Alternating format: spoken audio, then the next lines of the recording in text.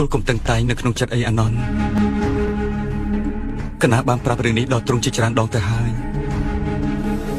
គ្រប់សាសនាទាំងអស់មិនអាចគេចផុតទេបើនរណាម្នាក់បានកើតមកសេចក្តីស្លាប់ប្រកបជាមាន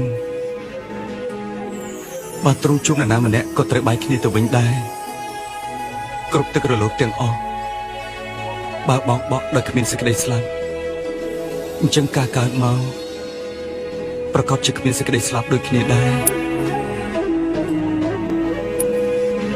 អាណន់ទ្រង់បានបម្រើកណាច្រើនណាស់ជាមួយនឹងប្រតិយនិងវិញ្ញាណរបស់ទ្រង់កណាពិតជាសពប្រតិយចំពោះទ្រង់ណាស់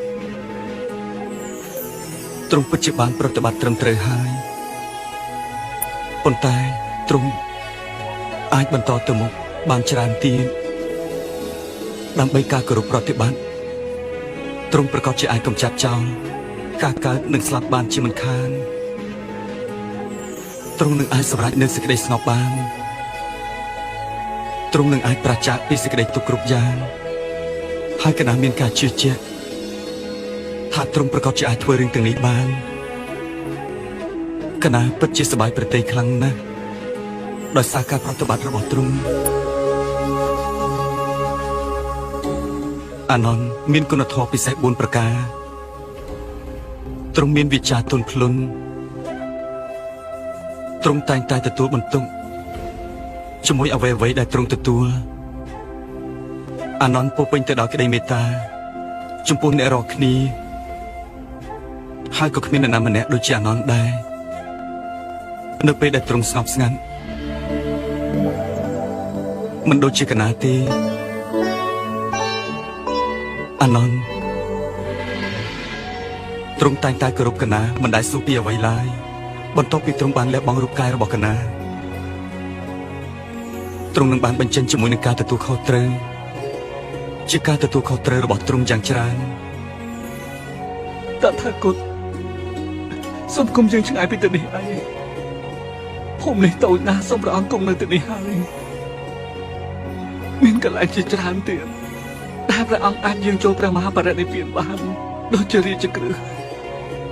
ហើយនឹងសាវតីកមលភ័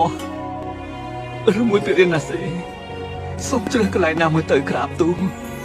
នៅពេលនោះនឹងមានពុទ្ធបរិស័ទប្រជារាស្ត្រនឹងមកចូលគាល់ព្រះអង្គសម្រាប់ឱកាសចុងក្រោយនោះអាណន់កោសិនារា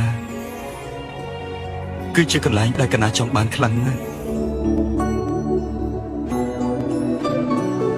គឺជាភូមិតូចមែនពិត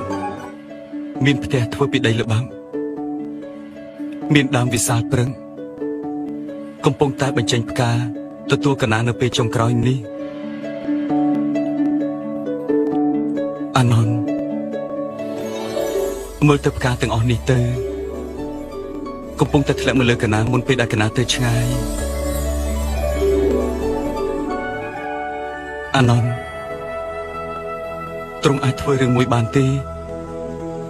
ទៅកោសិនារាហើយផ្ដោតដំណឹងទៅដល់ព្រះរាជាម៉ាឡាថាកណាបានទៅពាក់កណ្ដាលព្រះនគររបស់ទ្រង់ទូលដល់ទ្រង់ទៅថានៅក្នុងយុគនេះកណានឹងត្រូវយាងចូលព្រះមហាបរិនិព្វាននៅទីនេះហើយ